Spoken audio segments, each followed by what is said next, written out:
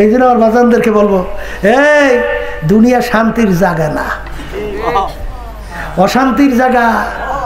এই গরম, এই ঠান্ডা, শত্রু মিত্রের অভাব নাই। ছেলে কথা শোনে না, মেয়ের কথা শোনে না, স্ত্রীর কথা শোনে না, কথা কয় না। এই আল্লাহর বান্দারা, এক শ্রেণী আমার বাজানরা আছে, এই নেতৃত্ব সমাজের দেয়, হারামকে হারাম মনে করে না। ক্ষমতা পাইয়া জনগণের টাকা লুটপাট করে কেমনি খাইবে এই চিন্তায় থাকে। সরকারি মাল কিভাবে লুটপাট করবে এই চিন্তায় থাকে। ওরা কুত্তার চেয়েও খারাপ, শুয়োরের চেয়েও খারাপ। ও মানুষ তো দূরের কথা, ও মানুষ হইতে পারে না, কুত্তা শুয়োর তার চেয়েও খারাপ। কি বোঝেন? আবার কয় কি সরকারি মাল খাইছি, তোমারটা খাইছি? সরকারি মাল তার বাপের, আমাদের বাংলাদেশে 18 কোটি জনগণের। হ্যাঁ, কার মাল? কার মাল? হাদিসের ভিতরে আসছে, আল্লাহ রাসূল সাল্লাল্লাহু আলাইহি ওয়াসাল্লাম বলেন, যেই রক্ত এবং গোশত হারাম মালের দ্বারা তৈরি হবে তার জায়গা জাহান্নাম ছাড়া হবে না। আমি বলছি না, আল্লাহ রাসূল সাল্লাল্লাহু আলাইহি ওয়াসাল্লাম বলছেন। হ্যাঁ, আমার কেউ দোষ দিয়েন না, আমি কিন্তু বলি রে। আল্লাহ রাসূল বলছেন, যেই রক্ত এবং গোশত হারাম মালের দ্বারা তৈরি তার জায়গা জাহান্নাম ছাড়া হবে না।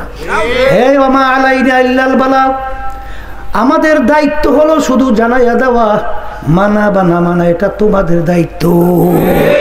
কিন্তু মনে রাখো, যতদিন দুনিয়ায় থাকবা ক্ষমতা চলবে, টাকার গরম চলবে, দলের গরম চলবে, বাহাদুরি চলবে।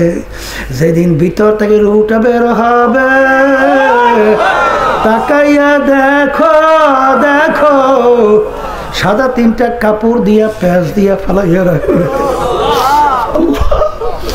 আল্লাহ আল্লাহ, এখন মন কি বুঝো রে মন রে, এত টাকা রাখবা কোথায়, কাপড়ে যে পকেট না। এ দুনিয়াদার পাগল আমার বাবারা, এখন দুনিয়ার দিকে তাকাইয়া দেখো বাজান, তোমাকে আমাকে কেউ ঘরে রাখতে চায় না। ডাক দিয়ে বলে তাড়াতাড়ি কর,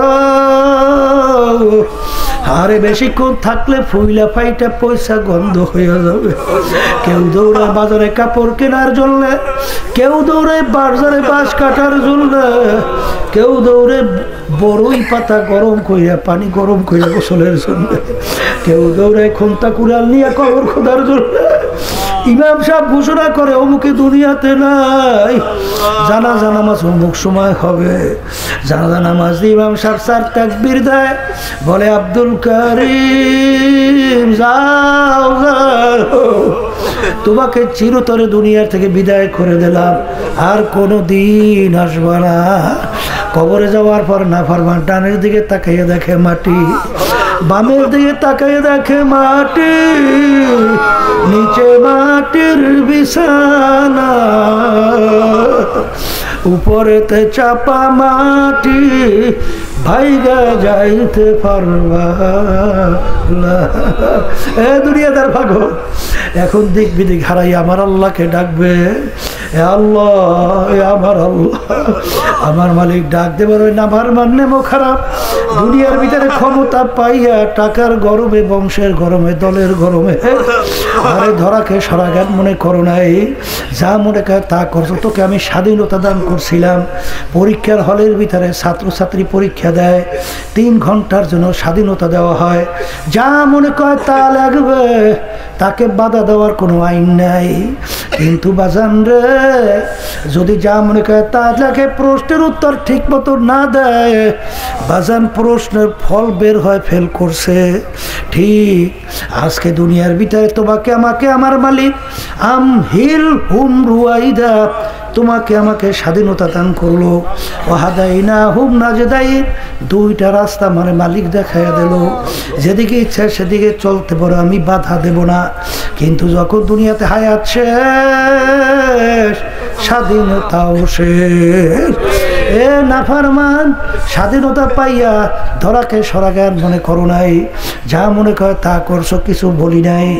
ও কবরের মাটি, আমার সমস্ত নেয়ামত ভোগ কইরা আমার হুকুম মানে নাই, আমার নাফরমানি করছে, বিরুদ্ধাচরণ করছে, দুই পাশ থেকে এমন ভাবে চাপ মারো, এক পাজরে হাত দিয়ে অন্য পাজরে মিশাইয়া দাও।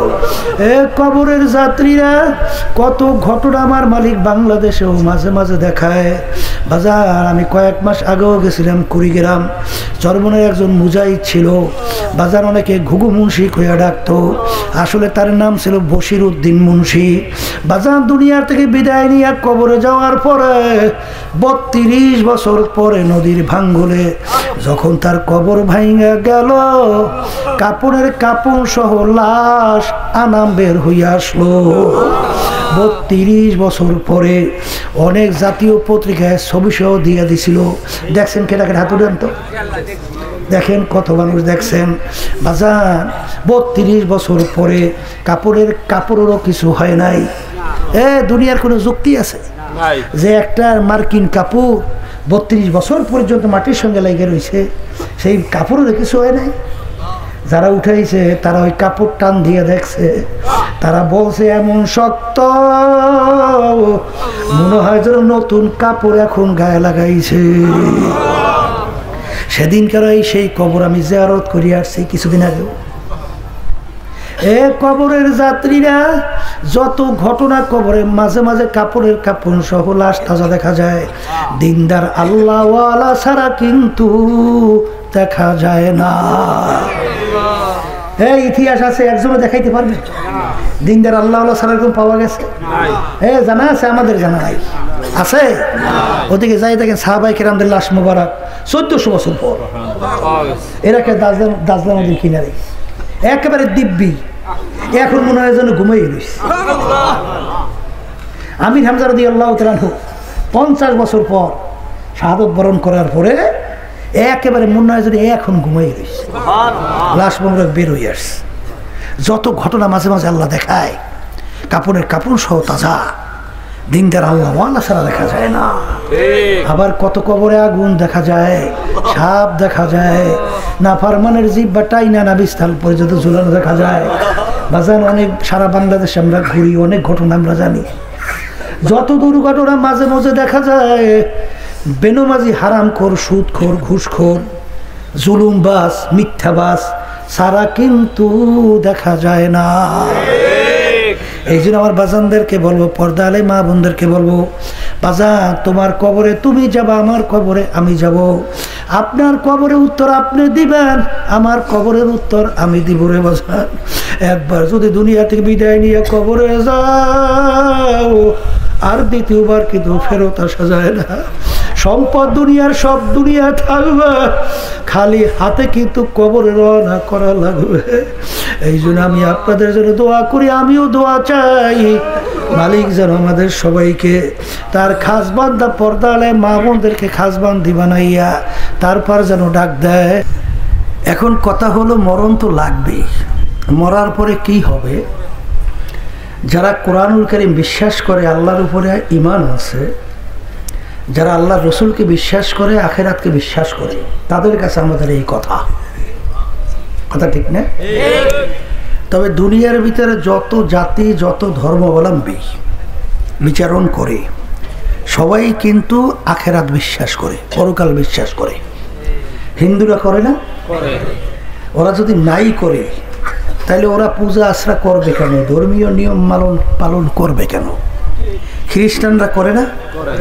তাহলে ওদের ধর্মীয় নিয়ম নীতি অনুযায়ী পালন করে কেন? এইভাবে যত জাতি দুনিয়ার ভিতরে আছে, ধর্মাবলম্বী সবাই কিন্তু পরকাল বিশ্বাস করে। আমরা মুসলমান, আমরাও তো পরকাল বিশ্বাস করি, কথা ঠিক না? কিন্তু সৃষ্টিকর্তা কয়জন? এক সৃষ্টিকর্তার নিয়ম নীতি মানুষের জন্য হবে কয়টা? একটাই তো। আজ পর্যন্ত দুনিয়ার ভিতরে যত জাতি বিচারণ করে বসবাস করে, একমাত্র মুসলমান জাতি ছাড়া অন্য কোনো জাতি দুনিয়ার ভিতরে চ্যালেঞ্জের মাধ্যমে টিকতে পারে নাই। কিছুদিন আগে আপনারা শুনছেন আমেরিকার এক খ্রিস্টান ধর্মযাজক, ওদেরকে বলা হয় পাদ্রী, ও যখন ধর্ম নিয়ে রিসার্চ করতেছিল এক পর্যায়ে কিছুদিন আগে কালিমা পড়ে মুসলমান হয়ে গেছে এবং সে মন্তব্য করছিল যে এতদিন পরে আমি আমার নিজের ঘরে ফিরে আসছি। শোনেন, এই যে বলেন দুনিয়ার সৃষ্টিকর্তার ব্যাপারে মুসলমানরাই একমাত্র গলা উঁচু করে বুক টান করে চ্যালেঞ্জের মাধ্যমে দুনিয়ায় টিকে আছে। আল্লাহ হাবিব সাল্লাল্লাহু আলাইহি ওয়াসাল্লামকে আল্লাহ দুনিয়াতে পাঠিয়েছেন। আল্লাহ রসুলকে আল্লাহ রাব্বুল আলামিন অসংখ্য মুজিজা দান করছিলেন, প্রায় 32-এর মতো মুজিজা। এর ভিতরে সবচেয়ে বড় মুজিজা হলো কোরআনুল কারীম। কোরআনুল কারীম নাজিল হয়েছে প্রায় 1500 বছর হয়ে গেছে। এত ইসলামের শত্রু দুনিয়া থেকে বিদায় হলো, কোরআনুল কারীমে ভুল বের করতে পারে নাই, পারছে। বরঞ্চ আপনারা জানেন যে বিভিন্ন দেশের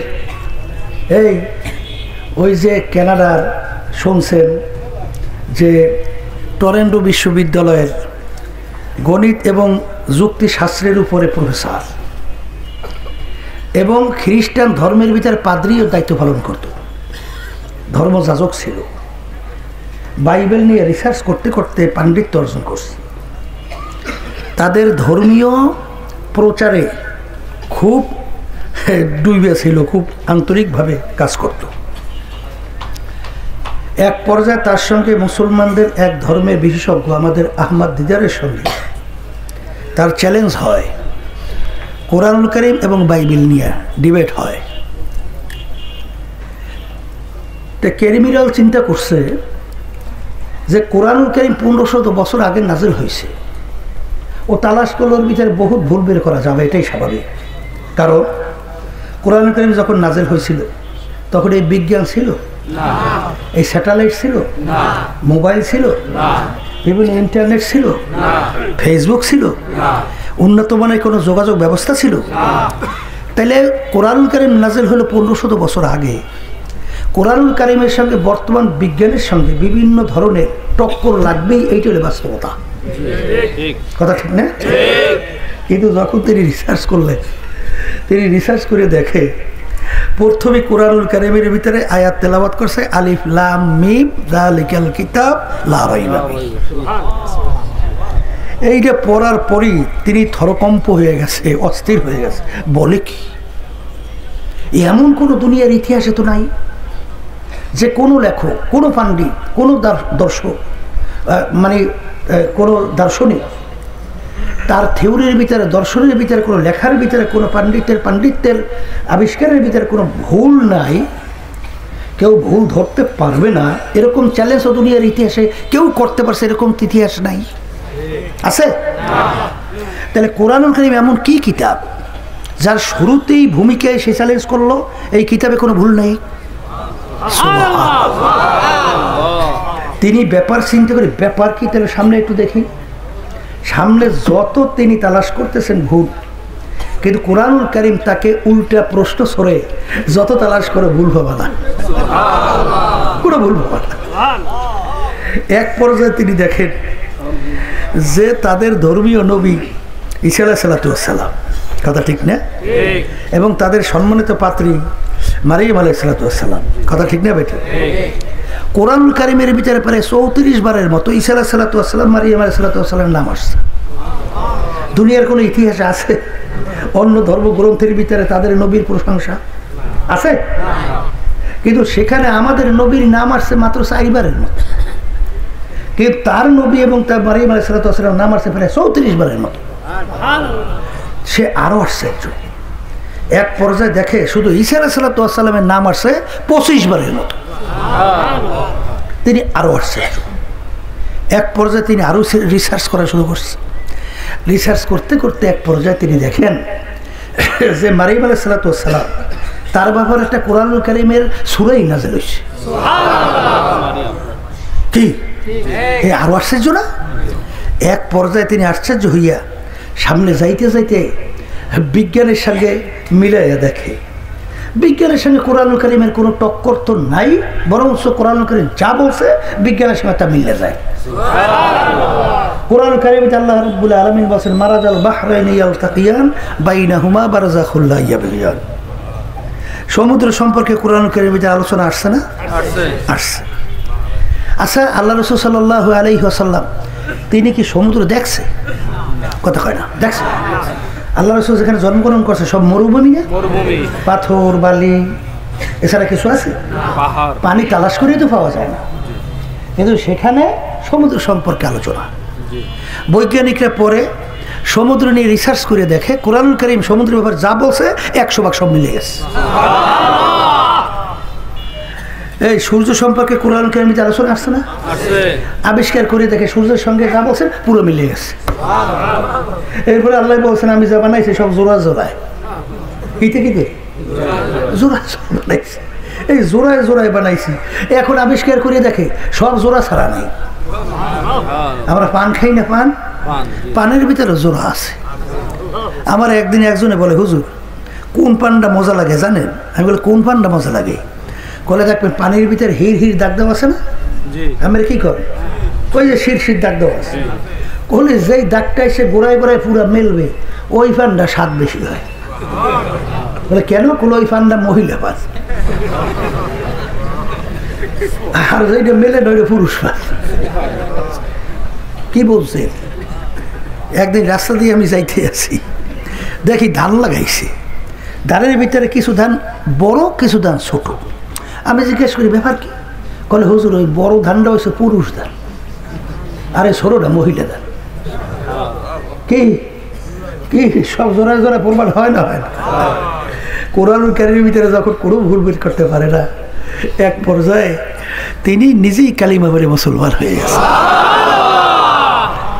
আমাদের পাশের রাষ্ট্র ভারত, শিবশক্তি মহারাজ 12 ভাষায় ডক্টরেট ডিগ্রি অর্জন করছে।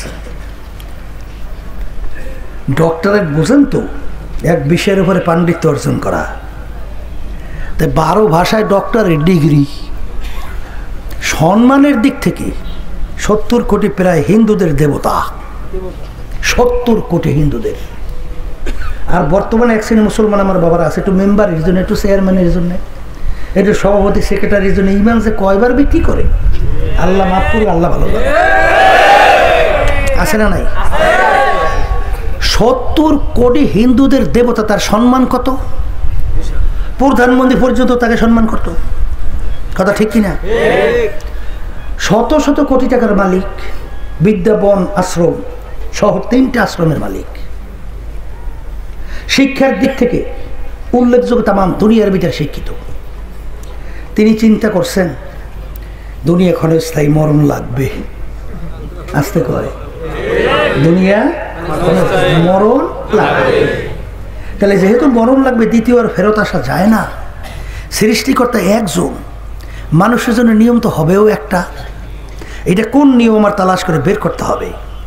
তিনি রিসার্চ করতে করতে, যেহেতু 12 ভাষায় ডক্টরেট ডিগ্রি, তিনি তো বাইবেলও বোঝে, ইনজিলও বোঝে, তাওরাতও বোঝে, কোরআনুল কারীমও বোঝে। কথা ঠিক না বেঠিক? রিসার্চ কইরা তাদের যে এই আছে না, তাদের ধর্মীয় গ্রন্থ, মহাভারত, বিভিন্ন ধরনের আছে না, বেদ, রামায়ণ, এগুলো নিয়ে রিসার্চ করার পরে তিনি কালিমা পড়ে মুসলমান হয়ে গেছে। মুসলমান হওয়ার বাংলাদেশেও আসছিল। এরশাদ সাহেব যখন প্রেসিডেন্ট ছিল, বুঝলেন, পরে নাম রাখছিল ডক্টর ইসলামুল হক। ভারতের চাপে থাকতে পারে না, মালয়েশিয়ায় চলে গেছিল, দুনিয়া থেকে বিদায় হয়ে চলে গেছে, হায়াত শেষ। আল্লাহ তার দরজা বেহেশতে বন্ধ করে দেয়। মরিস বোকাইলে ফ্রান্সের বিশ্ববিখ্যাত বৈজ্ঞানিক, যারা মুসলমানের ঘরে জন্মগ্রহণ করিয়া একটু ইংরেজি বাংলায় পা দিয়া, যারা ধরাকে সরাগান মনে করেন না, মনে করেন যে আপনি যেন একজন কি হয়ে গেছেন, আপনি কি হয়েছেন, আপনি মানুষ হয়েছেন কিনা চিন্তা করছেন? হ্যাঁ, আমার আব্বাজান রহমাতুল্লাহি আলাইহি একদিন ঢাকা থেকে চরমনাই আসতেছে বরিশাল, লঞ্চের মধ্যে আব্বাজান ঘুমাই আছে। তা কিছু লোকজন পাশে বসে ওই ইসলাম নিয়ে হুজুরদেরকে একটু টিটকারি মারা শুরু করছে। তা আব্বাজান রহমাতুল্লাহি আলাইহি তার মাঝখানে ঘুম ভেঙে গেছে। ভেঙে যাওয়ার পর আব্বাজান উঠা ওজু ইস্তেজা সাইয়া আইসে বসছে। বৈশা তাদের জিজ্ঞাসা করে, ভাইজান আপনাদের আলোচনা এবং কার্যক্রম মতো মনে হয় যে আপনারা শিক্ষিত, আপনাদের কাছে একটা প্রশ্ন করি, বলেন তো মানুষ এবং পশুর ভিতরে পার্থক্য কি? মানুষ এবং পশুর ভিতরে পার্থক্য কি? মানুষে খায়, পশুতে খায়। মানুষের বিবি বাচ্চা আছে, পশুর আছে। মানুষের আরামায়েশে দরকার আছে, পশুর আছে। কথা বলেন, মানুষের রোগ ব্যাধি হয়, পশুর হয়। বরঞ্চ আমরা যদি তালাশ করে দেখি, মানুষকে আল্লাহ রাব্বুল আলামিন দুনিয়াতে সৃষ্টি করছেন পশুর সে দুর্বল করে সৃষ্টি করছে। তাহলে হুজুর তা কেমন? একটা মানুষ কয় বছরই বা বয়স পায়?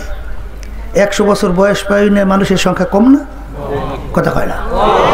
কিন্তু একটা গুইল সাপ, ওর নাকি হায়াত পায় 750 বছর। একটা কাসিমিন্ডাকে হায়াত পায় 350 বছর। একটা সাপের নাকি হায়াত প্রায় 250 বছর। কি বলছেন?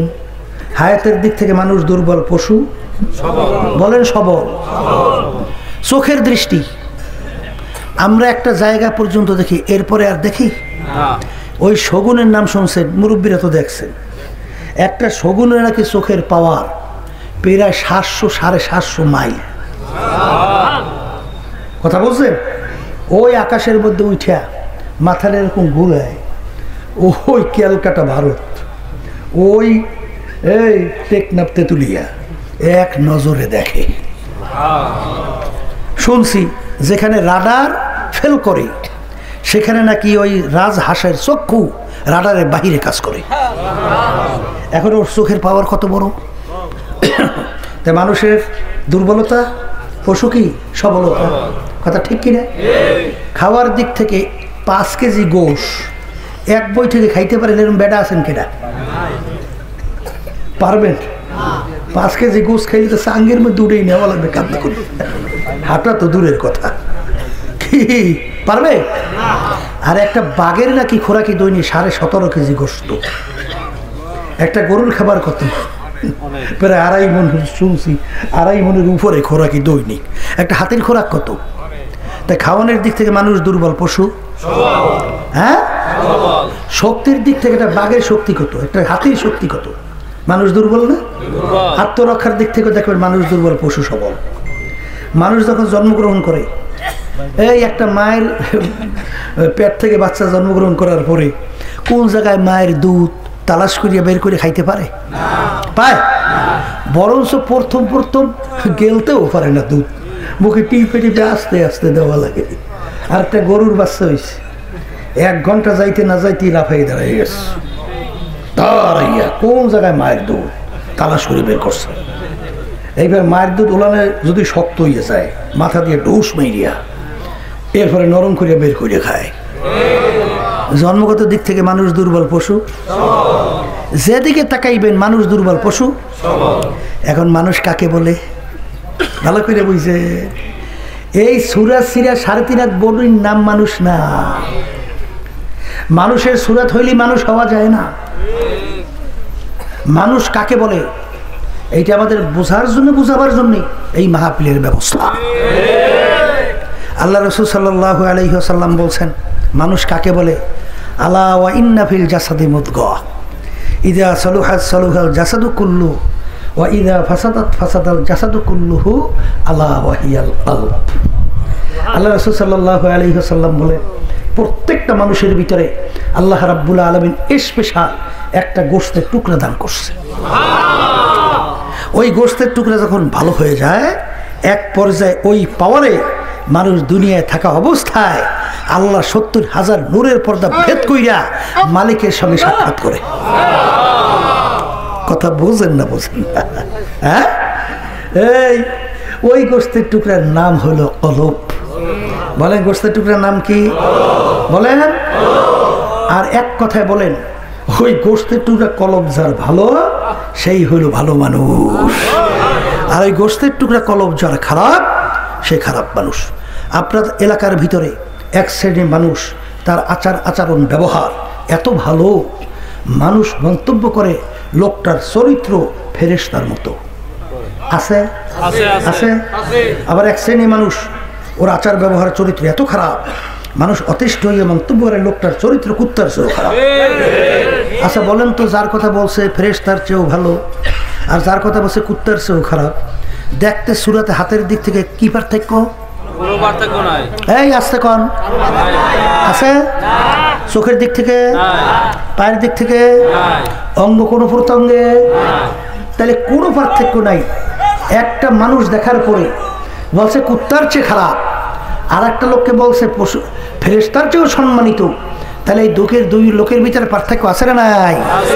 এই পার্থক্যটা কোন জায়গায়? বলেন কলবের পার্থক্য। আবার জোরে বলেন, জোরে বলেন, কির পার্থক্য?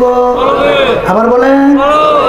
আর ভালো করে জানিয়ে রাখেন, আল্লাহ রাব্বুল আলামিন তার রসুলকে, এই বসেন, আল্লাহ রাব্বুল আলামিন তার রসুলকে দুনিয়াতে পাঠাইছে। পাঠানোর কোনো কারণ আছে না নাই? আবার কোন কি জন্য পাঠাইছেন? আল্লাহ রাব্বুল আলামিন বলতেছেন, ইয়াতলু আলাইহিম আয়াতিহি ওয়া ইউযাক্কিহিম ওয়া ইউআল্লিমুহুমুল কিতাবা ওয়াল হিকমা। আল্লাহ রাব্বুল আলামিন তার রসুলকে দুনিয়াতে পাঠাইছে কয়েকটা কাজ নিয়ে, তার ভিতরে একটা কাজ হলো আল্লাহ রাব্বুল আলামিন তার রসুল তার উম্মতদের ওই কলব নামক যে গোশতের টুকরা আছে ওইটা শুদ্ধি করাবার জন্যে। কি করাবার জন্যে? যেটাকে বলা হয় আত্মশুদ্ধি। কথা ঠিক কিনা? আর আমার বাজানদেরকে বলবো, পর্দা আলে মা বোনরা যারা শুনতেছেন, যারা বেহেশতে যাইতে চান, বেহেশতে যাইতেছেন না এরকম এখানে আছেন কেনা কেনা? কি বেহেশতে যাইতে চান না এরকম কেউ আছেন না? সবাই চাই।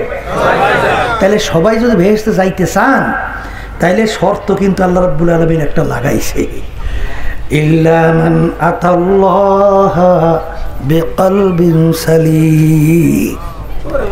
আল্লাহ রাব্বুল আলামিন বলতেছেন, আমার পবিত্র জায়গা বেহেশতে ঢোকার জন্য তোমার পরিষ্কার ওই কলব লাগবে, ভালো কলব লাগবে। ভালো কলব ছাড়া, পরিষ্কার কলব ছাড়া আমার পবিত্র জায়গা বেহেশতের ভিতরে জায়গা হবে না। কে বলছেন? আল্লাহ। আবার বলেন, আল্লাহ রাব্বুল আলামিন বলছেন কলব নামক ওই গোশতের টুকরা পরিষ্কার করা লাগবে।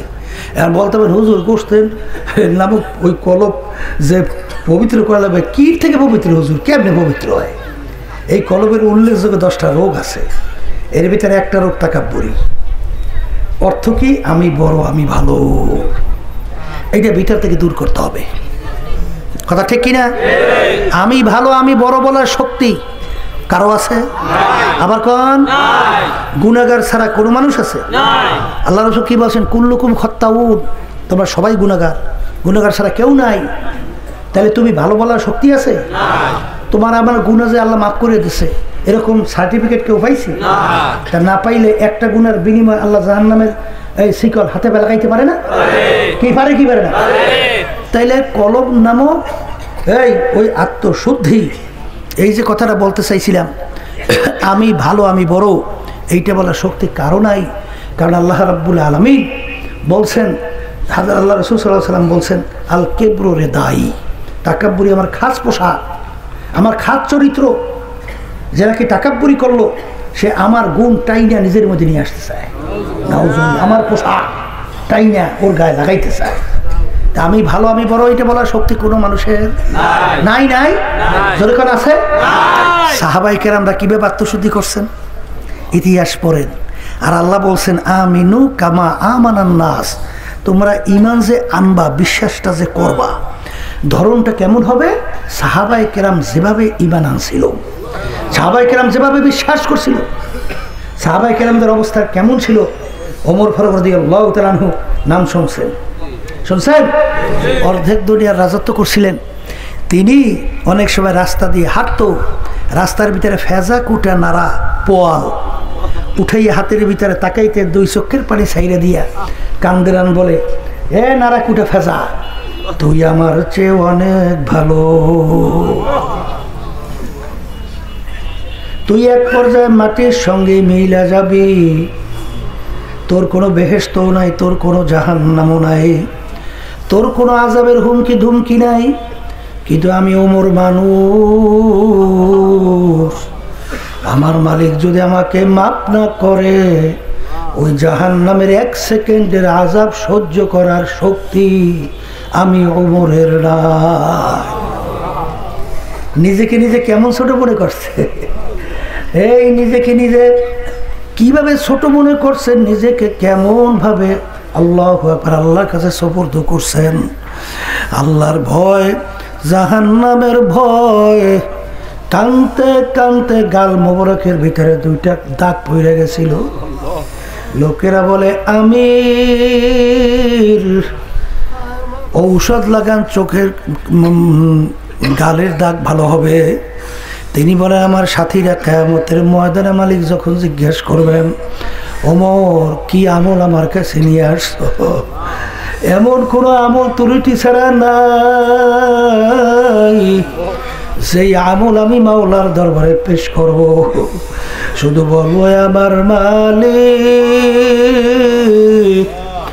আপনার ভয়, আপনার জাহান্নামের ভয়, কানতে কানতে গালের ভিতরে 2টা দাগ পরে নিয়ে আসছি, আর কোনো আমল করতে পারি না।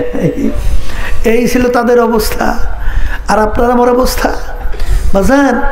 ওমর ফারুক রাদিয়াল্লাহু তাআলা আনহু একদিন তার গোলাম নিয়ে মরুভূমিতে জনগণের অবস্থান দেখার জন্য যখন নামলেন, দেখে দূরে পাহাড়ের পাশে আগুন জ্বলতেছে। গোলাম, চলো তো, ওখানে আগুন জ্বলে কেন? যাইয়া দেখে একটা ঘরের ভিতরে বাচ্চাগুলা ছটফট করে কাঁদতেছে, চিল্লায়, আর ঘরের ভিতরে পাতিলের ভিতরে পানি দিয়া আগুন ধরাইয়া মা অপেক্ষায় আছে। দূর থেকে ডাক দিল, কি হইল ঘরের মধ্যে, বাচ্চাগুলা কান্দে কেন?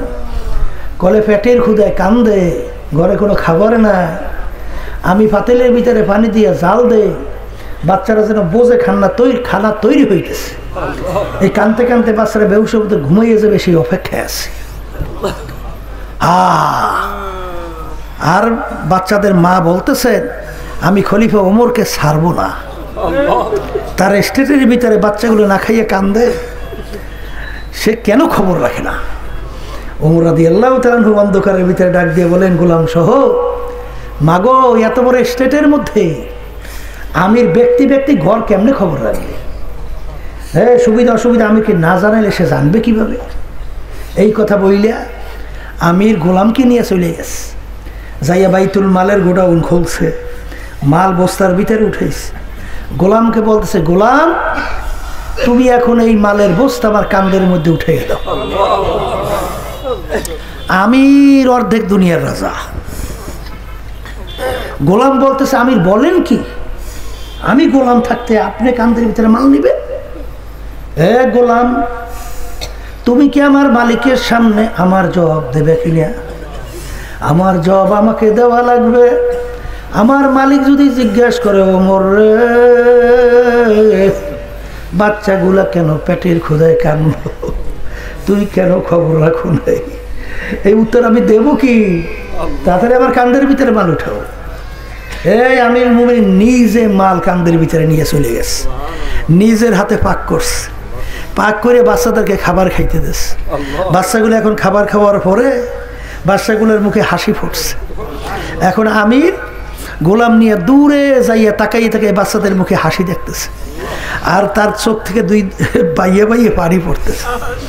বলতেছে, আল্লাহ আপনার যাবে লাখো কোটি শুকরিয়া। একটু আগে বাচ্চাগুলা ছটফট করতেছিল, কাঁদতেছিল, এখন ওদের মুখে হাসি, আমার কলিজা ঠান্ডা হয়ে গেছে। এই আমির ওমর ফারুক রাদিয়াল্লাহু ঈমান কেমন ছিল, নিজেকে কেমনে মিটাইছে, আর কিছু হইতে পারে নাই। একটু মেম্বার হয়েছে, একটু চেয়ারম্যান হয়েছে, একটু পীর হয়েছে, একটু মুফতি হয়েছে, একটু মুহাদ্দিস হয়েছে, একটু নামাজ পড়ে রোজা রাখে। আরে সর্বনাশ, হে আর হে আছে, এটা কি হয়ে গেছে? আমিরুল মুমিনিন অর্ধেক দুনিয়ার রাজা ওমর ফারুক রাদিয়াল্লাহু তাআলা জেরুজালেম রওনা করছেন। আমির উটের পিঠে বসা, গোলাম রোদ্রের ভিতরে উটের রশি টানতেছে। কিছুক্ষণ পরে আমির ডাক দিয়ে বলে, গোলাম, তুমি এখন উটের পিঠে উঠবে আর আমি উটের রশি টানবো। কে কয়? আমিরুল মুমিনিন অর্ধেক দুনিয়ার রাজা। এ কেমন কথা? গোলাম বলে, হুজুর বলেন কি, আমি উটের পিঠে উঠবো, আপনার রশি টানবে? গোলাম, আমি নির্দেশ করছি, মানা লাগবে। ওঠো, উঠে পেটে ওঠো, আমি রশি টানবো। কিছুক্ষণ আমির উঠে রশি টানে, আর গোলাম উটের পিঠে বসা। আবার কিছুক্ষণ আমির উটের পিঠে বসা, গোলাম উটের রশি টানে। এই পালাক করবে। আল্লাহর কুদরত, যখন জেরুজালেমে যাইয়া উট পৌঁছলো, নতুন জায়গায় আমিরকে তো লোকজন চেনে না, লোকজন অভ্যর্থনার জন্যে এই আগাইয়া উটের পিঠের কাছে গেছে আমিরকে নামাবার জন্যে। উটের পিঠ থেকে গোলাম ডাক দিয়ে বলে, আমি আমির না, আমির উটের রশি টানতেছে, আমি আমির না। मेटा दे अपना हस्ती को अगर कुछ मर्तबा चाहो, के दाना खाक के मेले गोले गुलजार होता है। এই কবরের যাত্রীরা, তাকাব্বুরি এমন এক রোগ, আল কেবরে দায়ী। আমার মালিকের খাস পোশাক, হাদিসের ভিতরে আসছে মিসকালা যাররা, যদি কারো ভিতরে এক যাররা পরিমাণ তাকাব্বুরি থাকে, সে বেহেশতের ঘেরানো পাবে না। আল্লাহ আপনি আমাকে আমাদের সবাইকে মাফ করিয়ে দেন। বলতেও সহজ, শুনতেও সহজ, আমল করা বড় কঠিন, কিন্তু আমল তো করাই লাগবে। তাকাব্বুরি দূর না করলে তো অন্তর পরিষ্কার হবে না, আর অন্তর কলব পরিষ্কার না হলে বেহেশতে যেতেও পারবেন না। পারবেন? তাহলে পরিষ্কার করা লাগবে না? আসতে কর লাগবে, লাগবে। এইভাবে সাহাবায়ে কেরামদের ইতিহাস পড়ে দেখেন, আল্লাহর ওলিদের ইতিহাস পড়ে দেখেন বাজান, কিভাবে নিজেকে নিজে মিটাইয়া ছোট মনে করছে, সবসময় নিজেকে অপরাধী মনে করছে। এই তাকাব্বুরি বুঝেন তো? একটা ঘটনার মাধ্যমে একজনে বুঝাইছে, গল্পের মাধ্যমে, বুঝছেন? বাঘের নাম শুনে আমি এলাকায় তো বাঘ এলাকাই না, মাঝে মাঝে বাঘও তো ঢোক এলাকায়, ঢোকে না? হ্যাঁ, বড় বাঘ আর সীতা বাঘ তো চেন, ও মেজোরা বাঘের ভিতরে সীতা বাঘ একটু মাইজিয়া, আর পাতি সিরিকাল তো চেনে নেই। তিনটে একাত্রিত হয়েছে, বাঘ, সীতা বাঘ, পাতি সিরিকাল। এখন তিনজনে মিলে শিকার করছে। কি করছে? শিকার করছে। শিকারও তিনটেই পাইছে। একটা পাইছে হরিণ, আর একটা পাইছে গাধা, আর একটা পাইছে খরগোশ। বুঝলেন? তার শরীরের দিক থেকে গাধা বড়, হরিণ কি মেজো, আর খরগোশ ছোট। এখন বাঘ বলতে আছে সীতা বাঘকে, বন্টন কর। এই শিকার তো তিনটেই পাইছে, এখন বন্টন করা লাগবে না? কেটা কোনটা নেবে? এখন সীতা বাঘ চিন্তা করছে যে সবচেয়ে গোশের ভিতরে মজার গোশ হলো হরিণের গোশ, তো ওইটা আমার ভাগে কিভাবে রাখা যায়, এইটা একটা কৌশল করা লাগবে।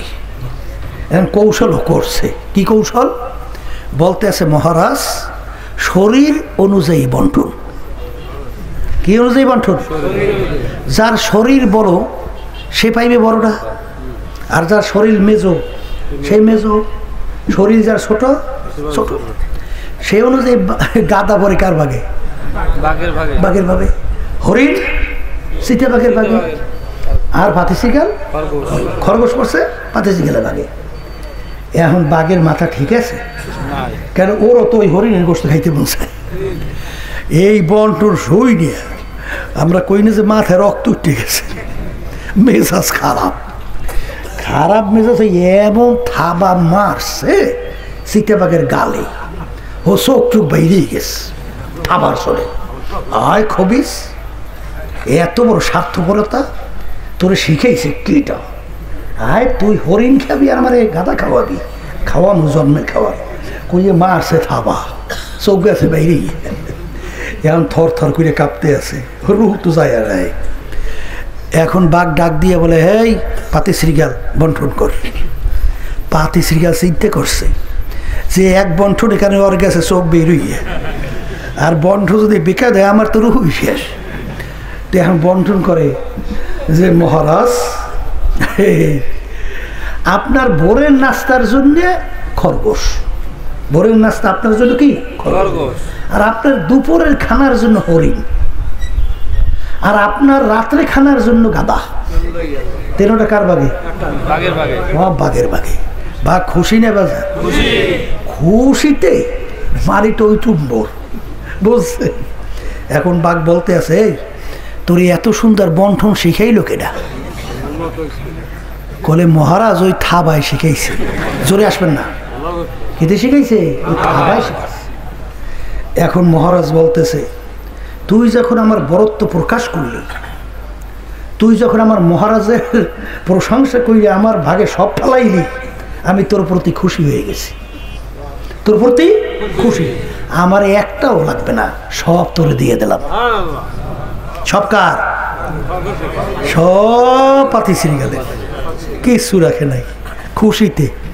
আল্লাহু আকবার। আমার মালিক সর্বদিক থেকে বড়। তুমি যদি সর্বদিক থেকে আমার মালিককে বরত্ব প্রকাশ করতে পারো, আমার মালিক খুশি হয়ে তোমাকে যা দরকার সব দিয়ে দেবে। মাল্লাহুল মাওলা আলাহুল কুল। কথা বোঝেন না? আর যদি নিজে মনে করে না আমি পীর সাহেব, আমি মুফতি, আমি মুহাদ্দিস, আমি চেয়ারম্যান, আমি মেম্বার, আমি অমুক অমুক জমিদার, অমুক বংশের অমুক শিক্ষিত, এই যারা নাকি আমি বুঝেন নাই, একটা থাবা, এক থাবায় এক সের জাহান্নাম। কথা ঠিক না? জাহান্নাম। ভিক্ষা ভিক্ষা ফালাই দাও, খাবার শুধু একেবারে জাহান্নাম। তাহলে অন্তরের রোগ এটা দূর করা লাগবে। কথা ঠিক না? ঠিক। অত সহজ না মেয়া, বলতেও সহজ, শুনতেও সহজ, বাস্তবায়ন বড় কঠিন না? কিন্তু করা তো লাগবেই, নাহলে তো জাহান্নাম ছিল, উপায় নাই। কথা কয় না? এই অন্তরের রোগ দূর করার জন্য এই যে তরিকা, শোনেন, পীর মুরিদি, এই যে চরমনার তরিকা, এই তরিকার নাম হলো চিশতিয়া সাবিরিয়া তরিকা। এই তরিকার ভিতরে যত ঔষধ, এই ঔষধ অন্তর পরিষ্কার করার জন্যে। কথা বোঝেন নাই? ওই যে পশু মানুষ, পশু থেকে মানুষ হওয়ার জন্য এই তরিকার ঔষধ। আল্লাহর রহমতে, আপনাদের দোয়ায় যারা এই ঔষধ ব্যবহার করছে তাদের আমলের দিকে একটু তাকাই দেখেন তো, কি পরিবর্তন আসছে? আর একটু আসতে কন, আসছে না আসে নাই? আসছে না? তাইলে তোমার আমার এই চিকিৎসা করা লাগবে না? শরীরের রোগ হইলে দেখি দৌড়ান দিয়ে বিদেশ পর্যন্ত যান, না যায় না? শরীরের রোগের জন্য বিদেশে যায়, অর্থ নাই, পয়সা নাই, টাকা নাই, এই বাড়িও তো বিক্রি করি ফেলায়, অনেক সময় করে না? এরপরেও শরীরের চিকিৎসা করে না? করে না? কিন্তু তারপরেও কি একদিন মরণ লাগবে না? লাগবে না? কিন্তু বাজার যারা ঈমান আনছে, আখিরাতকে বিশ্বাস করে, কুরআন কারীম বিশ্বাস করে, আল্লাহ রাব্বুল আলামিন বলেন, ইল্লা মান আতাল্লাহা বিকলবিন সালিম। কলবের রোগ পরিষ্কার না করে যদি আমার কাছে আসো, আমার ওই মেহমানখানা যে তোদের জন্য বানাইছি, ওই বেহেশতে জায়গা দেব না। এখন এই বেহেশতে যাওয়ার জন্য অন্তর পরিষ্কার করা লাগবে না? কলব পরিষ্কার করা লাগবে না? এই কলব পরিষ্কার করার জন্য ডাক্তারের কাছে গেছেন কয়দিন? কি হ্যাঁ, খালি কেমনে টাকা কামাই করবেন, কেমনে বর্মেয়াগিরি করবেন, কেমনে জুলুম করবেন, কেমনে অমুক টমুক সমুক কিছু করবেন, এই চিন্তাই তো রাতের দিন কাটাইলেন, ঠিক কিনা? আর এই কলবের চিকিৎসা যারা করে, চিকিৎসক, এই MBBS ডাক্তার, FRCS, এই আসতে পারে, হ্যাঁ? তাহলে FRCS, MBBS এরা কলবের রোগের ডাক্তার? এই কলবের রোগের ডাক্তার হইল হক্কানি ওলামায়ে কেরাম, পীর বুজুর্গেরা। এই আল্লাহ রাসূল সাল্লাল্লাহু আলাইহি ওয়াসাল্লাম বলেন না, আল উলামাউ ওয়ারাসাতুল আম্বিয়া। আল্লাহ রাব্বুল আলামিন তার রাসূলকে পাঠাইছেন, এই উম্মতের আত্মশুদ্ধি করাইবেন, ঠিক কি না? কে বলছেন? আল্লাহ বলছে না? তাহলে এখন আল্লাহ রাসূল আমাদের মাঝে আছে? তাহলে এখন কিয়ামত পর্যন্ত উম্মতের আত্মশুদ্ধি কেমনে হইবে, কেমনে করবে? এই আল্লাহর নির্দেশ দেয় না? কথা কয় না? এই উলামায়ে কেরাম হক্কানি হইল কিয়ামত পর্যন্ত নবীর ওয়ারিস, তার নায়েব, তাদের প্রতিনিধি। আল্লাহর হাবিবের প্রতিনিধি হল হক্কানি ওলামায়ে কেরাম। তাদের কাছে যাওয়ার পরে আলহামদুলিল্লাহ যারা আত্মশুদ্ধি করতে চান, আগের যুগে তো শুনছেন ওরে কষ্ট রে কষ্ট আত্মশুদ্ধি করার জন্য। রোগ ভালো হইতে হইবে, ডাক্তার কইছে এই মিয়া তোমার এর ভালো হইতে হলে তিতে ঔষধ খাওয়া লাগবে। মুখের মধ্যে দিলে একের জিভটা তিতায় ভরিয়ে যায়। এখন তিতে বুঝে ঔষধ খাওয়া যাইবে না ছাড়িয়ে দেবে? আস্তে খাওয়া লাগবে না? এখন রোগ ভালো হওয়ার জন্য তিতে ঔষধ আর যা খাওয়া লাগবে, ডাক্তার পরামর্শ দিচ্ছে। তো এখন আত্মশুদ্ধির জন্য আগের যুগে ওলামায়ে কেরাম পীর বুজুর্গেরা হক্কানি তারা বিভিন্ন ঔষধ দিতেন। কেউরে যখন তাকাব্বুরি বেরিয়ে যেত, বুঝতে যে এর ভিতরে তাকাব্বুরি আছে, রোগ আছে, এটা দূর করার জন্য কত সবার জোতা সোজা করো। এখন অনেক আলেম পীর হেরা তো গেছে, এখন জোতা সোজা করবে কেমনে? বলকের বাদশাহ ইব্রাহিম বিন আদহাম রাহমাতুল্লাহ আলাইহি নাম শুনছেন না? বাদশাহ, বলকের বাদশাহ। আগের যুগের বাদশাদের কত সম্মান ছিল না? বর্তমান যুগের প্রধানমন্ত্রী খারাই খারাই রিক্সাওয়ালারা গাইল দেয়, আমার ভাইরা গাইল দেয় না? এই কিন্তু আগের যুগে একের বাদশার ক্ষমতা আসলে কত, সম্মান ছিল কত, বুঝেন নাই? ওই মুসাফির যাইয়ে বলতেছে বাদশাহ আপনার এই মুসাফিরখানে আমি একটু থাকতে চাই, রাজসিংহাসন রাজদরবার সেটাকে বানাইছে কি বাদশার? কি মেজাজ খারাপ না ভালো? এই বেয়াকুব তুই বলো কি, তুই আমার রাজ সিংহাসনে স্থায়ী বাড়ি এই থেকে তুই মুসাফির কেন বানাইছ? আমার ইজ্জত আছে সব দিন নষ্ট করছো। বলে বাদশা রাগ হইলে মাপ চাই, আমার ভুল হইছে। তাহলে মুসাফির খানার রাজ সিংহাসনে স্থায়ী বাড়ি কোনটা, পরিচয় কি? বাড়ি দরজায় ঘর দেখছো?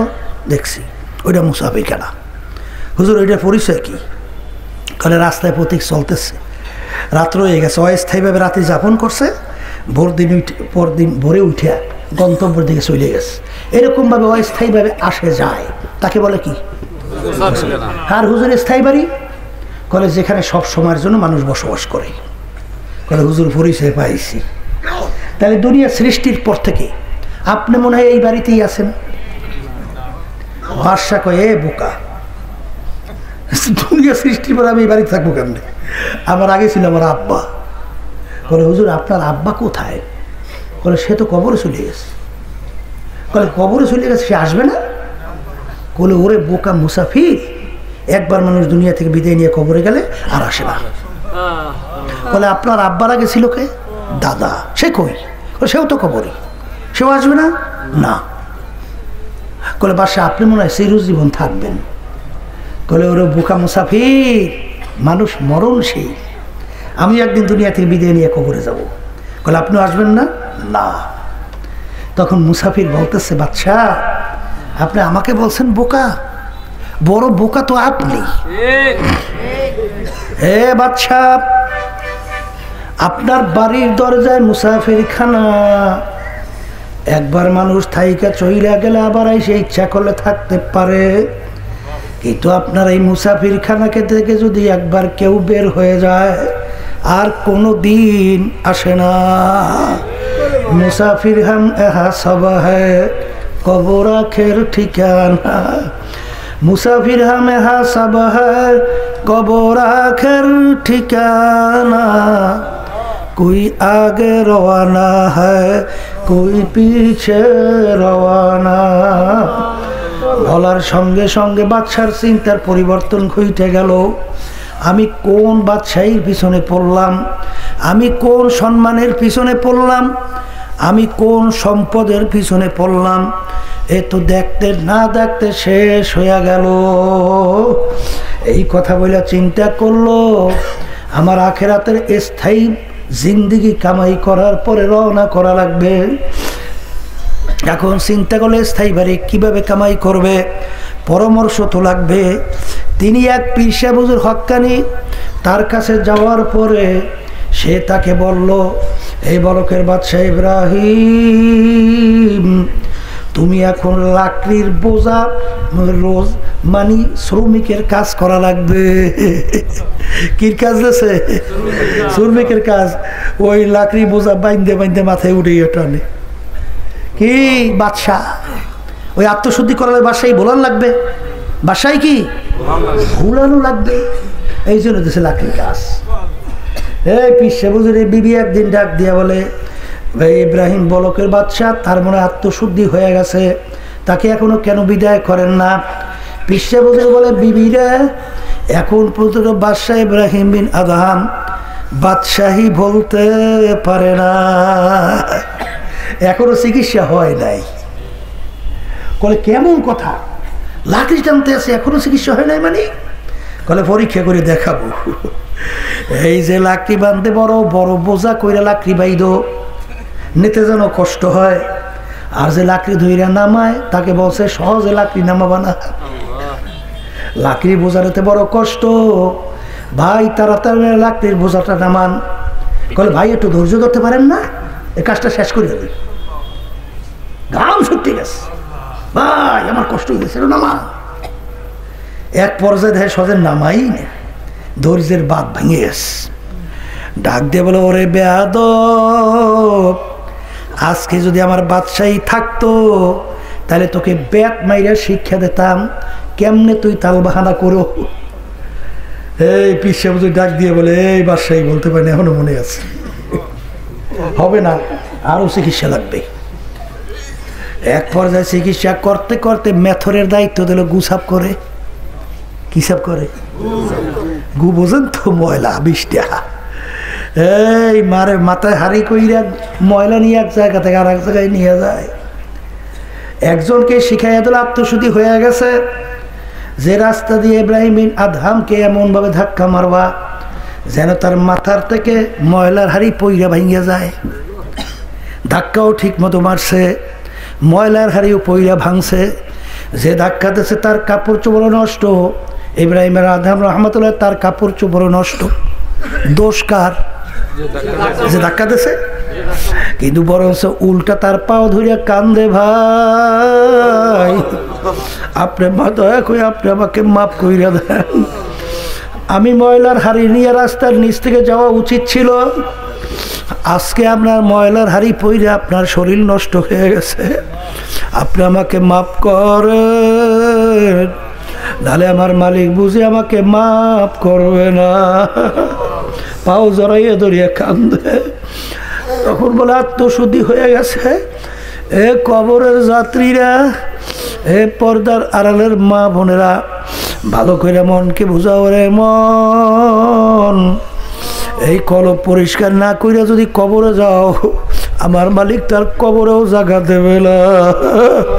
কিয়ামতের ময়দানে কঠিন মুহূর্তে আমার মালিকের আরশে নিচে ছায়াও পাওয়া যাবে না। বাজান রে, কিয়ামতের ময়দানে আজকে সূর্য দুনিয়ার থেকে 9,30,00,000 মাইল দূরে। বাজান সূর্যের তাপ গরমে আমরা সহ্য করতে পারি না। বাজান সূর্যের যেদিকে তাপ বেশি উপরের দিকে, তাপ কম নিচের দিকে। বাজান কিয়ামতের ময়দানে আল্লাহ রাব্বুল আলামিন এই সূর্য 1 হাত বা 1.25 হাত মাথার উপরে উব্বুর কইরা ছাইরা দেবে, যেদিকে তাপ বেশি সেদিকে ঘুরাইয়া ছাইরা দেবে। আরে কিয়ামতের ময়দানে ঘর নাই, বাড়ি নাই, পানি নাই, গাছ নাই, বাগুই নাও, কোনো জায়গা নাই। আল্লাহ আল্লাহ। বাজার কিয়ামতের ময়দানে তামার জমিন হবে, সূর্যের তাপে কিয়ামতের ময়দান পুইরা লাল চামড়ার মতো লাল হইয়া যাবে, বাগুই নাও, কোনো জায়গা নাই। ওই মুহূর্তে রব্বুল আলামিন তার স্পেশাল আরশের নিচে 7 প্রকার লোককে ডাইকা ডাইকা ছায়া দান করবেন। এর ভিতরে 1 প্রকার ওই আল্লাহু আকবার, আল্লাহর বান্দা বান্দি, হুব্বু ফিল্লাহ, বুগযু ফিল্লাহ, যে দুনিয়ার ভিতরে মোহাব্বত রাখবেও আল্লাহর রাজি খুশির জন্যে, আর মোহাব্বত ছাড়বেও আল্লাহর রাজি খুশির জন্যে, ওই কিসিমের লোকদেরকে আল্লাহ ডাইকে তার আরো সে ছায়া দান করবে। বাজান এক শ্রেণী বর্তমানে আমার বাবারা বিভিন্ন দুনিয়ামুখী মানব রচিত আইন, তন্ত্রমন্ত্র, কুফুরি দল করে, ওদিকে বাজান বলে দলের সঙ্গে আমার রক্ত গোস্ত মিলে গেছে। জোরে বলেন নাউজুবিল্লাহ। বাসান দলের নেতা নেত্রীরা সিদ্ধান্ত ইসলামের বিরুদ্ধে, আল্লাহর বিরুদ্ধে, কোরআনের বিরুদ্ধে নেওয়ার পরেও সে দল ছাড়তে পারে না। তাইলে তার মোহাব্বত আন্তরিকই থাকে আল্লাহর জন্য না দুনিয়ার জন্যে? জোরে কন, কি জন্যে? তাহলে আল্লাহ রাসূল সাল্লাল্লাহু আলাইহি ওয়াসাল্লাম যে বলছেন হুব্বু ফিল্লাহ বুগযু ফিল্লাহ, মোহাব্বত রাখবে কার জন্যে? ছাড়বে কার জন্যে? আপনার যদি মোহাব্বত আল্লাহর জন্য না হয়, তাহলে ওই কঠিন মুহূর্তে কিয়ামতের ময়দানে ওই সূর্যের তাপ থেকে বাঁচার জন্যে তখন আল্লাহর আরশে ছায়া পাবেন? আর তো আসতে কর। তাহলে হাদিস মিথ্যা হয়ে যায় না? নাউজুবিল্লাহ কর। হাদিস কি মিথ্যা? হ্যাঁ। এই মোহাব্বত কার জন্যে? ছাড়বেন কার জন্যে? হ্যাঁ, আল্লাহর বান্দারা আমিনু কামা আমানান নাস, ঈমান আনো, বিশ্বাস রাখো সাহাবায়ে কেরাম যেভাবে আনছিল। আবু বকর সিদ্দিক রাদিয়াল্লাহু তাআলা আনহু মুসলমানের পক্ষে যুদ্ধ করে, তার ছেলে এখনো মুসলমান হয় নাই, তিনি কাফেরদের পক্ষে যুদ্ধ করে।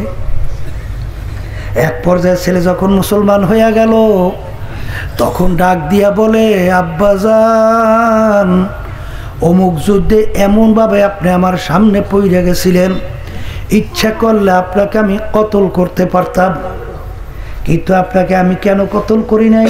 যেহেতু আপনি আমার আব্বা। আবু বকর সিদ্দিক রাদিয়াল্লাহু তাআলা আনহু বলেন, হে আমার ছেলে, আমি খোদার কসম করে বলছি, ওই সময় যদি তুমি আমার সামনে থাকতা, এক কোপে তোমার মাথাকে আমি শরীর থেকে দ্বিখণ্ডিত করে ফেলতাম। কারণ কি? তখন তুমি আমার আল্লাহর শত্রু। বলে কার শত্রু? ইসলামের শত্রু, আমার রসুলের শত্রু, মুসলমানদের শত্রু। কি বোঝেন? হুব্বু ফিল্লাহ বুগযু ফিল্লাহ। বলেন বলেন, হুব্বু ফিল্লাহ। মোহাব্বত রাখবেন কার জন্য? ছাড়বেন কার জন্য? যদি আজকে দুনিয়ার জন্য, দলের জন্য, দলের নেতা নেত্রীর জন্য মোহাব্বত রাখেন, আল্লাহর হুকুমের বিরুদ্ধাচরণ করেন, আল্লাহ বলেন নাই, তারপরে আপনি তার সঙ্গে সম্পর্ক রাখছেন, আপনি কিয়ামতের ময়দানে আরশে ছায়া পাবেন? আসতে পাবেন? পাবেন? তাহলে ভালো কইরা বুঝা শুইনা কবরে পা বাড়াও। কারণ কি বাজান, দুনিয়া থেকে একবার বিদায় হয়ে চলে গেলে দ্বিতীয়বার ফেরত আসা যায় না। আসা যায়? মুসলমান, ভালো কইরা মন কি বুঝাও, মুসলমান কাকে বলে? মুসলমান একটা আরবি শব্দ, ইংরেজিতে বলে সারেন্ডার, আর ইংরেজিতে বলে সারেন্ডার, বাংলা অর্থ হলো আত্মসমর্পণ। কথা ঠিক না? আত্মসমর্পণ কাকে বলে? যদি কেউ কারোর কাছে আত্মসমর্পণ করে, যতক্ষণ পর্যন্ত আত্মসমর্পণকারী তাকে যেভাবে চলতে বলে, যেভাবে করতে বলে, তার বাইরে চলা করার কোনো ক্ষমতা আছে? যদি চলে, আত্মসমর্পণ হয় নাই। কথা ঠিক কিনা? এই জন্য কবি এক কথায় বলছেন, মুসলমানি বুয়াদ গরদান নেহাদান, মুসলমানি বুয়াদ গরদান নেহাদান, এনানে খুদ বাদাস্তে খাজাদাদান। মুসলমান বলা হয় ঘোড়া যখন তার মুখের ভিতরে লাগাম লাগায়, লাগাম যখন তার সওয়ারি হাতে ছাড়ে, যতক্ষণ পর্যন্ত ওই সওয়ারি তাকে যেভাবে চালায়, এর বাইরে চলার কোনো শক্তি কোনো ঘোড়ার আছে? জোরে কর। ঠিক যারা মুসলমান দাবি করেন, এর অর্থ কি? কালিমা পড়েন নাই? আসতে কয় পড়ছেন না? কালিমা ছাড়া মুসলমান হয়েছে? কালিমা পড়ার অর্থ কি? লা ইলাহা ইল্লাল্লাহু মুহাম্মাদুর রাসূলুল্লাহ, লা মাকসুদা ইল্লাল্লাহ, লা মাহবুবা ইল্লাল্লাহ, লা মাতলুবা ইল্লাল্লাহ, লা মাশুকা ইল্লাল্লাহ, লা ইলাহা ইল্লাল্লাহু মুহাম্মাদুর রাসূলুল্লাহ। না আমেরিকা, না লন্ডন সে হুলফাত, না আমেরিকা না লন্ডন সে গুলফত আমি মস্তে মদিনা কর খোদায়া। হে নৌকার মাঝি, নৌকা কোথায় চালাও? তোমার নৌকা কোন ঘাটে ঘাট দিবে? ও মাঝি চিন্তা ভাবনা কইরা নৌকা চালাও। ও মুসলমান, তোমার নৌকার ঘাট তো আমেরিকার ঘাট না, লন্ডনের ঘাট না, বিজাতিদের ঘাট না, তোমার ঘাট হইল মদিনা শরীফ, রওজা পাকে আল্লাহর হাবিবের সেই রওজার প্রতি ঘাট। জোরে বলেন কথা ঠিক না বে ঠিক? এই জন্য আমার বাজানদেরকে বলবো, পর্দা আলে মা বোনরা যারা শুনতেছেন, অনেকে তো গ্রামে একটা কথা আছে, কি কথা? এই একজনে মনে মনে ঘুমের মধ্যে রুটি পিঠে আর গোশ খায়, হাঁসের গোশ। কির মধ্যে খায়? ঘুমের মধ্যে। রুটি পিঠেটা খুব মোলায়েম হয়েছে, সুন্দর হয়েছে, হাঁসটাও খুব তৈলক্ত, পাকটাও খুব ভালো হয়েছে। এখন ঘুমের মধ্যে রুটি পিঠে আর হাঁসের গোশ পাইয়া মজা মাইরে খাইতে আছে, মজাই তো লাগে, ঠিক না? হাঁসের গোশ আর রুটি পিঠে খায়, কির মধ্যে খায়? ঘুমের মধ্যে। স্বপ্নে। কিন্তু সে কি মনে করে যে আমি মজা পাইতে আছি না, বা পেট ভরতে আছে না? ঘুমের মধ্যে স্বপ্নের ভিতরে হাঁসের গোছ রুটি পিঠে তো পেটই ভরতে আছে, এটি কি রে? এই আসলে ঘুমের ভিতরে রুটি পিঠে হাঁসের গোছ খাওয়া, বাস্তবে হাঁসের গোছ রুটি পিঠে খাওয়া হয়? হ্যাঁ, ওদের পাশে যে খাতা থাকে চাপাই যে ফাতা পাতা করছে। জোরে বলেন কথা ঠিক না? এক শ্রেণী বর্তমানে মুসলমানের ঘরে জন্মগ্রহণ করছে, মুসলমানের ঘরে জন্ম করে। কাজ সব খ্রিস্টানদের, কাজ সব নাস্তিকদের, কাজ সব আল্লাহ আল্লাহর রাসূল ইসলামের বিরুদ্ধে চালন করে। ওরা স্বপ্নে স্বপ্নে যাবে, আসতে যাইবে। আমার মানে কি ঠেকাছে, ঠেকছে এমন ঠেকাই ঠেকছে, যারা বেহেশতে নিতেই হবে, ঠিক না? এই জন্য আমার মালিক যারা আছে আল্লাহুস সামাদ, আমার মালিক বলে আমি বেনিয়াজ, বেপরোয়া, তাম দুনিয়া সব যদি আমার বিরুদ্ধাচরণ করে আমার এতে এক বিন্দু কোনো ক্ষতি নাই। এই আল্লাহ 18,000 কম বেশি মাখলুকাত সৃষ্টি করছেন, এর ভিতরে একটা মাখলুকের নাম হলো মানুষ, আর 9,900 এই কি 99 মাখলুকাত আমার মালিকের আসরে নাই। খালি সব মায়া আমার মালিকের, তোমার আমার প্রতিই তো। অন্য মাখলুকের প্রতি আমার মালিকের মায়া নাই? নাই, মায়া নাই, মায়া নাই, মায়া নাই, আছে আছে। ভালো করে বোঝা লাগবে। অন্য মাখলুকাত কি আমার মালিকের তাসবিহ তাহলিল আদায় করে না? করে করে। সারা সারদাম বাগুয়াদাল্লাহু নাগুয়াদ টান টানা টুন টুন না টু টু। তুমি আর আমি শুনতে আছি, পাখিরা টুন টুন টুন টুন শব্দ করে। ওরা কি টুন টুন শব্দ করে না? ওদের ভাষায় আল্লাহকে ডাকে। আমরা পানি কি বলি? পানি, পানি বলি না? হিন্দুরা পানি রে বলে কি জল। কি শব্দ ভিন্ন শুনেছেন? এক জিনিস কিন্তু একটাই। ইংরেজি ভাষা ভাষায় এলারা বলে ওয়াটার। কি শূন্য ভিন্ন শুনেছেন? এক জিনিস কিন্তু একটা। আরবিতে বলে মাউন, শুনতে ভিন্ন না এক জিনিস কি এক। আমরা শুনি তোমার আমার বাড়ি মোরগটা ডাক দেয় কুকুর তো কু। ওদের ভাষায় ওরা বলে আল্লাহু আল্লাহু। এই জন্য আমার বাজানদেরকে বলবো, এই দুনিয়া শান্তির জায়গা না, অশান্তির জায়গা। এই গরম, এই ঠান্ডা, শত্রু মিত্রের অভাব নাই। ছেলে কথা শোনে না, মেয়ের কথা শোনে না, স্ত্রীর কথা শোনে না, কথা কয় না। এই আল্লাহর বান্দারা, এক শ্রেণী আমার বাজানরা আছে, এই নেতৃত্ব সমাজের দেয়, হারামকে হারাম মনে করে না। ক্ষমতা পাইয়া জনগণের টাকা লুটপাট করে কেমনি খাইবে এই চিন্তায় থাকে। সরকারি মাল কিভাবে লুটপাট করবে এই চিন্তায় থাকে। ওরা কুত্তার চেয়েও খারাপ, শুয়োরের চেয়েও খারাপ। ও মানুষ তো দূরের কথা, ও মানুষ হইতে পারে না, কুত্তা শুয়োর তার চেয়েও খারাপ। কি বোঝেন? আবার কয় কি সরকারি মাল খাইছি, তোমারটা খাইছি। সরকারি মাল তার বাপের। আমাদের বাংলাদেশে 18 কোটি জনগণের। হ্যাঁ, কার মাল? কার মাল? হাদিসের ভিতরে আসছে, আল্লাহ রাসূল সাল্লাল্লাহু আলাইহি ওয়াসাল্লাম বলেন, যেই রক্ত এবং গোশত হারাম মালের দ্বারা তৈরি হবে তার জায়গা জাহান্নাম ছাড়া হবে না। আমি বলছি না, আল্লাহ রাসূল সাল্লাল্লাহু আলাইহি ওয়াসাল্লাম বলছেন। হ্যাঁ, আমার কেউ দোষ দিয়েন না, আমি কিন্তু বলি না। আল্লাহ রাসূল বলছেন, যেই রক্ত এবং গোশত হারাম মালের দ্বারা তৈরি তার জায়গা জাহান্নাম ছাড়া হবে না।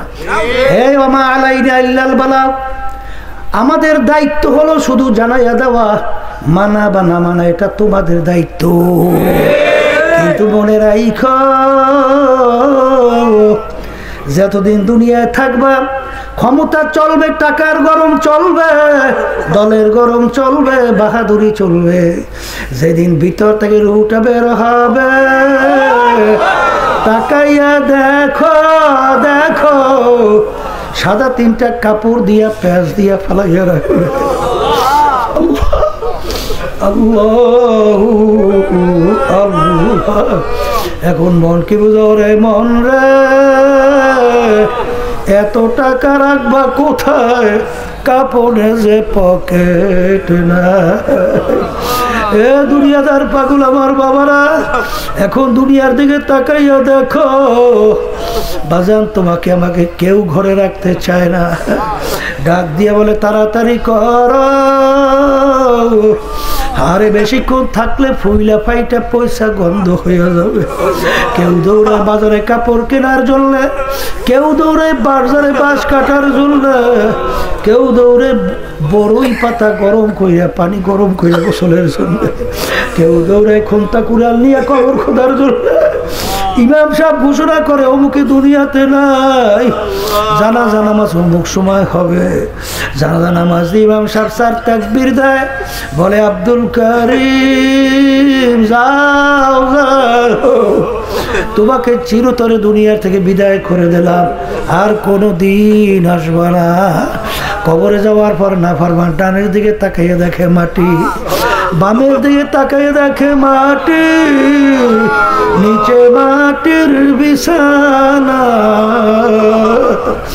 উপরেতে চাপা মাটি, ভাইগা যাইতে পারবা না। এ দুনিয়াদার পাগল, এখন দিক বিদিক হারাই আমার আল্লাহকে ডাকবে, এ আল্লাহ, এ আমার আল্লাহ, আমার মালিক ডাক দেবে। আমার মানে মো খারাপ, দুনিয়ার ভিতরে ক্ষমতা পাইয়া টাকার গরমে, বংশের গরমে, দলের গরমে, আরে ধরাকে সারা জ্ঞান মনে করো নাই, যা মনে করে তা করছো। তোকে আমি স্বাধীনতা দান করছিলাম। পরীক্ষার হলের ভিতরে ছাত্রছাত্রী পরীক্ষা দেয়, 3 ঘন্টার জন্য স্বাধীনতা দেওয়া হয়, যা মনে করে তা লাগবে, তাকে বাধা দেওয়ার কোনো আইন নাই। কিন্তু বাজান রে, যদি যা মনে করে তা লাগে, প্রশ্নের উত্তর ঠিক মতো না দেয়, বাজান প্রশ্নের ফল বের হয় ফেল করছে। ঠিক আজকে দুনিয়ার ভিতরে তোমাকে আমাকে আমার মালিক আমহিল হুম রুয়াইদা, তোমাকে আমাকে স্বাধীনতা দান করলো। ওয়াহাদাইনা হুম নাজদাইন, 2টা রাস্তা মানে মালিক দেখাইয়া দিল, যেদিকে ইচ্ছা সেদিকে চলতে পারো, আমি বাধা দেব না। কিন্তু যখন দুনিয়াতে হায়াত শেষ, স্বাধীনতাও শেষ।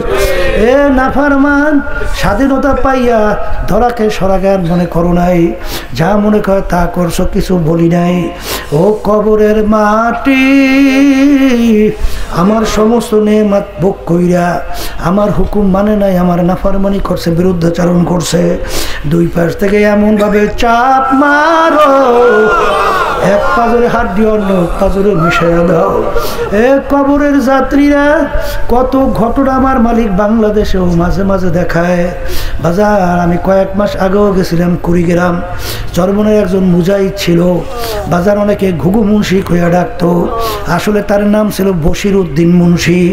বাজার দুনিয়ার থেকে বিদায় নিয়ে কবরে যাওয়ার পরে 32 বছর পরে নদীর ভাঙ্গলে যখন তার কবর ভাঙা গেল, কাপড়ের কাপড় সহ লাশ আনাম বের হইয়া আসলো। 32 বছর পরে অনেক জাতীয় পত্রিকায় ছবিসহ দিয়ে দিছিল। দেখছেন কেটা কেটা হাত উঠান তো, দেখেন কত মানুষ দেখছেন। বাজান 32 বছর পরে কাপড়েরও কিছু হয় নাই। দুনিয়ার কোনো যুক্তি আছে যে একটা মার্কিন কাপড় 32 বছর পর্যন্ত মাটির সঙ্গে লেগে রয়েছে, সেই কাপড়ের কিছু হয় নাই? যারা উঠাইছে তারা ওই কাপড় টান দিয়ে দেখছে, তারা বলছে এমন শক্ত মনে হয় যেন নতুন কাপড় এখন গায়ে লাগাইছে। সেদিনকার সেই কবর আমি জিয়ারত করে আসছি কিছুদিন আগেও। কবরের যাত্রীরা যত ঘটনা, কবরে মাঝে মাঝে কাপড়ের কাপড় সহ লাশ তাজা দেখা যায়। দিনদার আল্লাহওয়ালা ছাড়া কিন্তু দেখা যায় না। ইতিহাস আছে, একজনে দেখাইতে পারবে দিনদার আল্লাহওয়ালা ছাড়া এরকম পাওয়া গেছে? জানা আছে? আমাদের জানা নাই। আছে?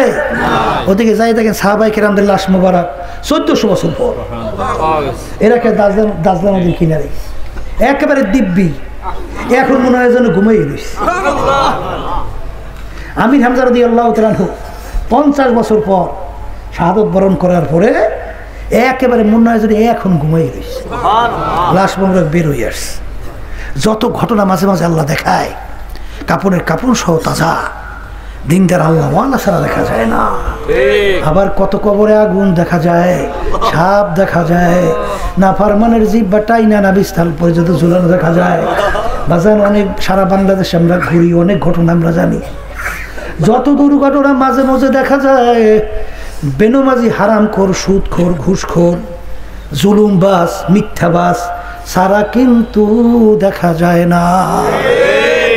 এই জন্য আমার বাজানদেরকে বলবো, পর্দা আলে মা বোনদেরকে বলবো, বাজান তোমার কবরে তুমি যাবা, আমার কবরে আমি যাব। আপনার কবরে উত্তর আপনি দিবেন, আমার কবরের উত্তর আমি দিব রে বাজান। একবার যদি দুনিয়া থেকে বিদায় নিয়ে কবরে যাও, আর দ্বিতীয়বার কিন্তু ফেরত আসা যায় না। সম্পদ দুনিয়ার সব দুনিয়া থাকবে, খালি হাতে কিন্তু কবরে রওনা করা লাগবে। এই জন্য আমি আপনাদের জন্য দোয়া করি, আমিও দোয়া চাই মালিক যেন আমাদের সবাইকে তার খাস বান্দা, পর্দা আলে মা বোনদেরকে খাস বান্দি বানাইয়া তারপর যেন ডাক দেয় আল্লাহুম্মা আমিন। কবরে পর্দা আলে মা বোনের হাত উঠাও, দুই চোখ ফালাইয়া কান্দে মাওলার দরবারে মাপ চাও। যদি কান্না না আসে মনকে বুঝাও রে মন। একদিন এই ঘরের দরজা থেকে নতুন বউ হয়ে উঠছ, কত মেয়ে লোকে শরবত খাওয়াইলো, কত মেয়ে লোকে বাতাস করলো। আবার এমন একটা দিন আসবে এই ঘরের দরজা দিয়া মরা লাশ হইয়া বের, ছেলে কানবে মামা করে, মেয়ে কানবে মামা করে, জবাব তো আর দিবা না। আল্লাহ আল্লাহ, আপনাদের মাঠের দিকে চাইয়া দেখে আপনার বন্ধুরা কিভাবে কান্না।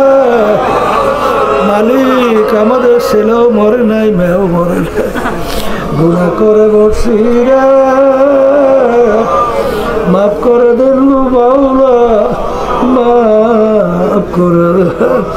আল্লাহর বান্দারা জোর করে কাঁদতে পারেন না বাজার, চোখে পানি আসে না। সন্তান মারা গেলে চোখে পানি আসে, সম্পদ নষ্ট হয়ে গেলে চোখের ভিতরে পানি আসে। তোমার আমার গুনার কাজে জাহান্নামের আগুন জ্বলছে, চোখের পানি ছাড়া জাহান্নামের আগুন ঠান্ডা হবে। আল্লাহ আল্লাহ, যাদের উসিলে মাহফিল হইল, চেষ্টাখানি সাহায্য করলো, আমরা যারা মাহফিলে উপস্থিত হয়ে গেল, আমাদের সবার এবার খাস মেহেরবানি নাজর করে। আল্লাহ মাদ্রাসা মসজিদকে দিনের জন্য কবুল করে, প্রয়োজনকে গায়েবে খাজানা দ্বারা পুরা করে দেয়। আমাদের আম্মা আব্বা দাদা দাদু আত্মীয় স্বজনরা কবরে শুয়ে রয়েছে, চিরতরে কবরকে বেহেশতের বাগান বানায় না। আমাদের মুজাহিদ ভাইরা, মা বোনেরা, দিনদারেরা যারা কবরে শুয়ে রয়েছে সবাই কবরকে আল্লাহ বেহেশতের বাগান বানা। তাম দুনিয়া ইসলাম মুসলমানদেরকে হেফাজত করে, বিশেষ করে ফিলিস্তিনি মুসলমানদেরকে হেফাজত করে। আল্লাহ ফিলিস্তিনি মুসলমানদেরকে বিজয় দান করে। আল্লাহ জালিম ইসরাইল সহ ওদের যারা সহযোগিতা করতেছে ওদের নসিবে হেদায়েত থাকলে হেদায়েত দেন, নাহলে আপনাদেরকে ধ্বংস করে দেন। সুবহানা রাব্বিকা রব্বিল ইজ্জাতি আম্মা ইয়াসিফুন ওয়া সালামুন আলাল মুরসালিন আলহামদুলিল্লাহি রাব্বিল আলামিন।